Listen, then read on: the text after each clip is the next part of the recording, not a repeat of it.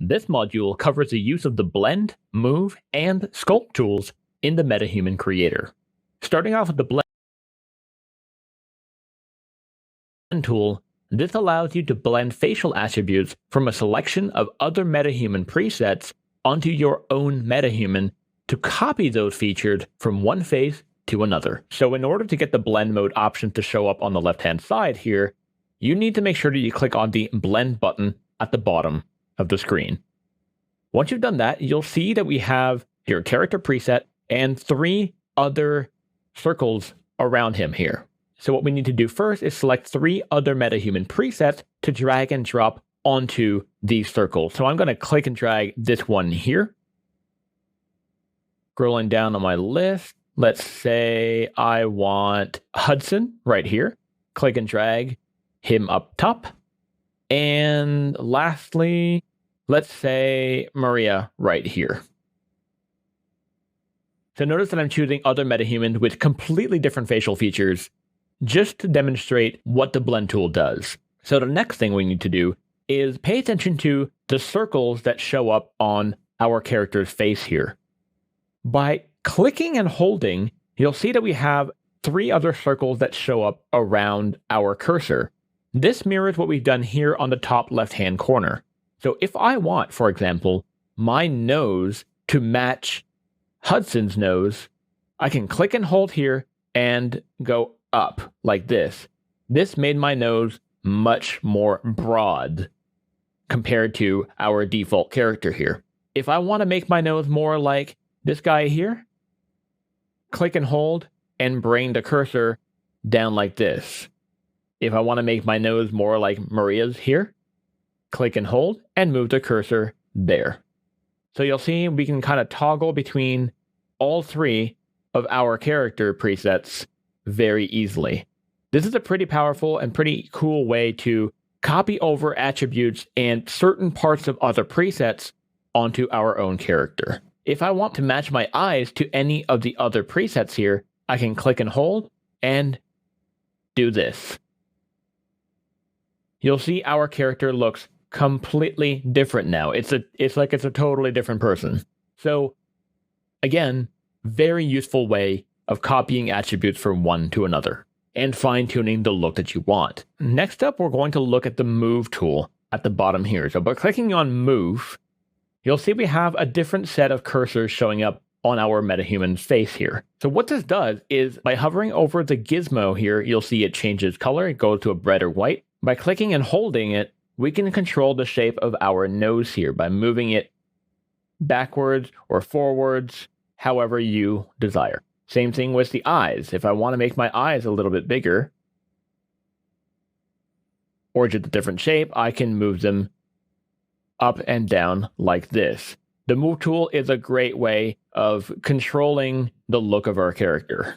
Same thing with the ears. If I want to control how in or out or high my ears are, you can do this. And the same thing with the eyebrows. So I can make them very angry looking or, constantly surprised. It's important to keep in mind that you don't necessarily want to give your MetaHuman an expression here. This is not the place to do that. We'll be doing expressions later on in a later module once we get into the Unreal Engine. For now, you just want to establish the look of your MetaHuman, not give them emotions. You'll see at the bottom that we have the Turn Off Symmetry button. So you'll notice that when we're sculpting here, we have symmetry turned on, but we can turn off the symmetry by clicking on this here.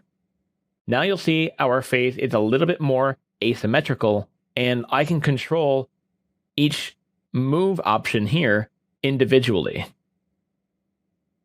This is not necessarily something that you want to do, but it's nice to have the option to, because the key to photorealism is asymmetry. Most humans are not perfectly symmetrical. There are very small inconsistencies between one side of the face to the other. Sometimes you have an eyebrow slightly higher than the other. It's just about having a maximum of control to get the look that you want. So if, for example, you turned it off by accident and you made a mistake, don't worry. By clicking on the Turn On Symmetry button, we can copy the symmetry from left to right to left, or average the two. So for example, I'm going to click on left to right, and now I've made my face symmetrical all over again. So don't worry if you've unconsciously turned it off and you feel like you ruined your face. It is a very easily fixable mistake. Now, the last tool we're going to talk about is the sculpting tool at the bottom right here. So by clicking on the sculpt button here, you'll see we have different gizmos on our face here.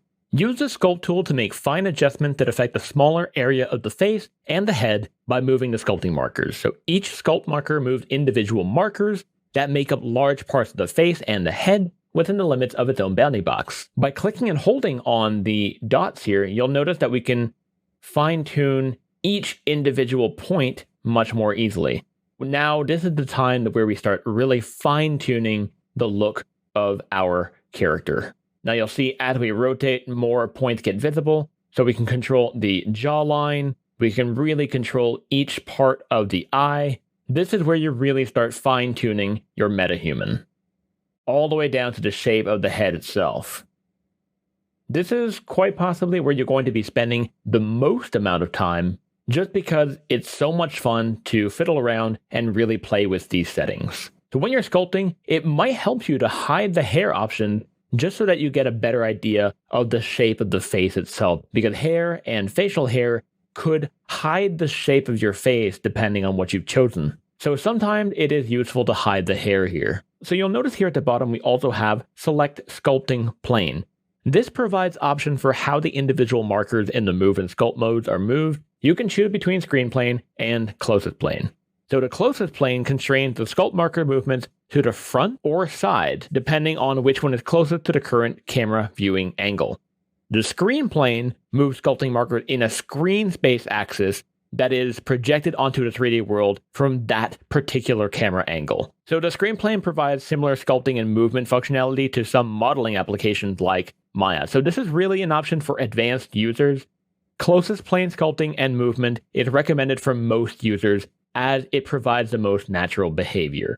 So now that we've covered the blend, move, and sculpt tools, I want to take the time to point out one of the major caveats, or really something you need to know about before using any of these tools. So what I'm going to do here is I'm going to exaggerate the features of my metahuman here. Now, the reason I'm exaggerating the features here is to demonstrate how the order in which you use the blend, move, and sculpt tools is very important. So it's very important to know that if you've made any move or sculpt changes like this, for example, and then you go back to the blend mode and you override those changes, it will be impossible to go back. Did you notice how we had our ears really, really high there? Once you go back to the blend mode and make changes, it will override your move and sculpt changes, and it will be completely destructive. You can't go back. You can use Control Z to undo, but as for actually, going back to the way it looked aside from undoing, you can't. So it's important that if you want to blend aspects of different metahumans, you should do that first, and then fine-tune the look of your character with the move and sculpt tool afterwards. Of course, you can do whatever you want, but just be aware that the blend tool is a destructive process. So by combining these three tool sets, we can now copy and blend over elements from other metahuman presets and fine-tune them from there with the move and sculpt tools. This is likely where you're going to spend the most amount of time refining the look of your character, but it is arguably the most enjoyable step of the process.